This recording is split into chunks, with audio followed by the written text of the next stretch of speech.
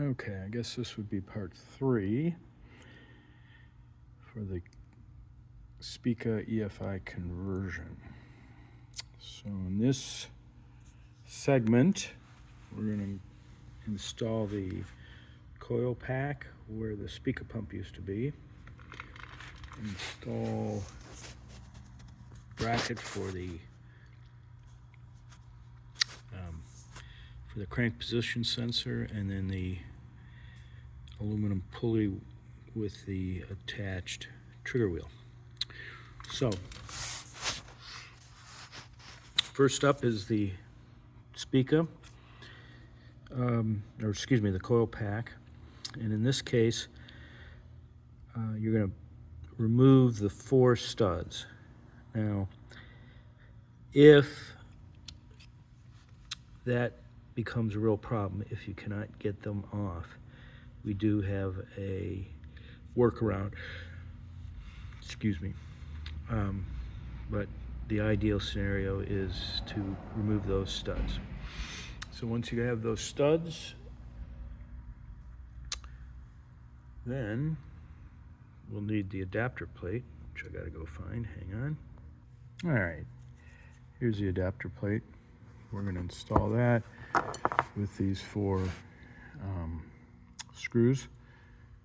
Now, in the kit will be a gasket. I don't have the gasket handy, so we'll have to use our imagination. And again, I'm working with one hand, so that's always a trick. But we will install these in here.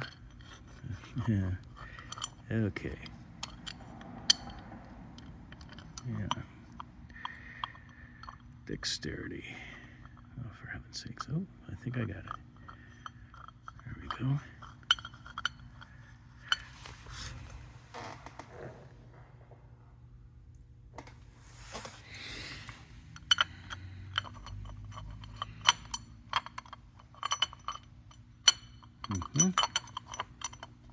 There it is.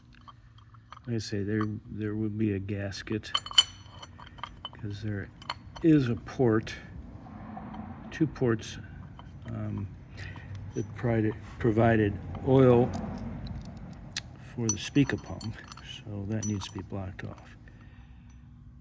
Hence the gasket. All right. We'll pause this because this is too much excitement.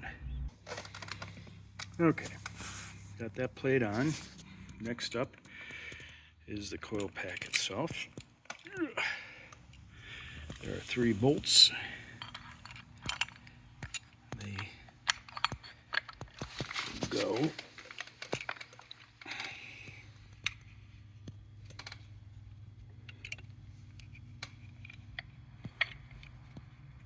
like so. I hope. There we go.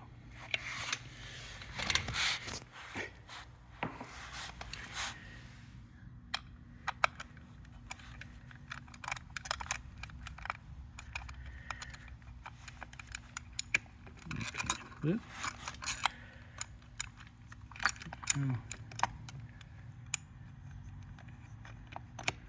Okay. Once again, as exciting as this is, I will pause while I get this all under control. All right, so pretty self-explanatory, I think. Now, again, I'd highly recommend using a thread locker on this, and don't go nuts over tightening this because it is going into aluminum plate and you could strip out the threads, so we don't want to do that. All right, next up is mounting the, let me get around here a little bit, mounting the throttle position, or it's not throttle, crank position sensor and the bracket, which is going to pick up the two studs here that they formerly used for the SPICA belt cover, protective cover. Okay, that fits in there like that.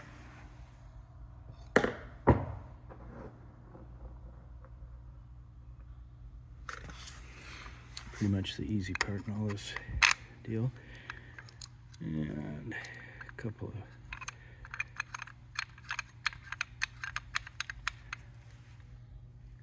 where's the other one? There it is.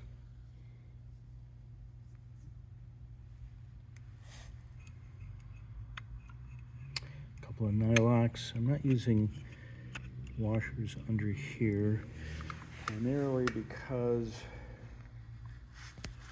we're finding that those studs are kind of inconsistent, so I don't know. Oops. I don't know if it's if they're long enough or not. In this case, one is plenty long, the other one is a little less long, as you can see. Good enough. Now I just barely snug those on because we're going to want to verify the gap when we put the pulley and trigger wheel on. Now this you're going to find is going to be very tight, so you might want to tap that in, which I'm going to do right now. Okay, after a little bit of persuading, you can get that to move in. Maybe I should have made that a little bit bigger, but I'd rather have it too tight than too small at this point. So my recommendation is that you get it in enough to where you can get the nut. Let's see, get that washer in there. And once you start to thread that, then you can use the nut to snug up the whole thing. That way it should be all nice and square. So lastly, I'll pause this and get this in position, and we'll go to the gapping. Okay, I've cinched that down, and now, I guess we didn't look at it before, but you can see where the trigger wheel is in pretty good position relative to the sensor. So the last thing we want to do is make sure that we got a gap. Let me rotate this a little bit.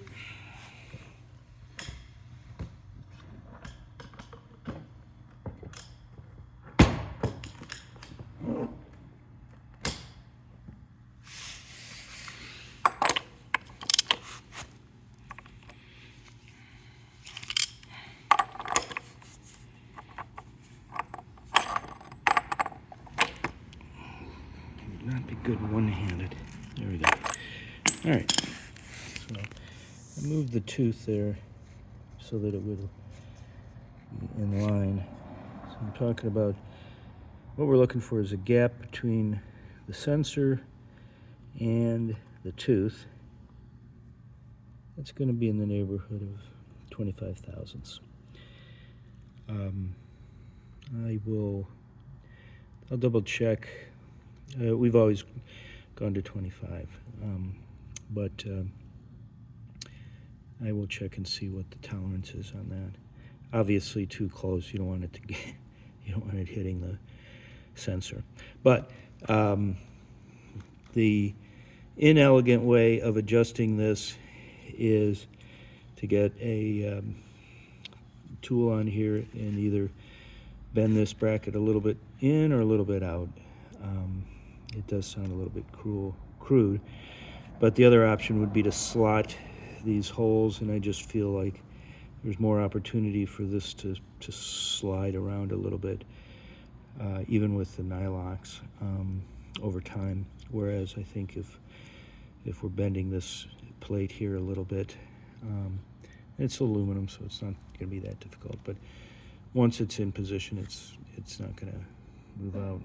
So that's really it.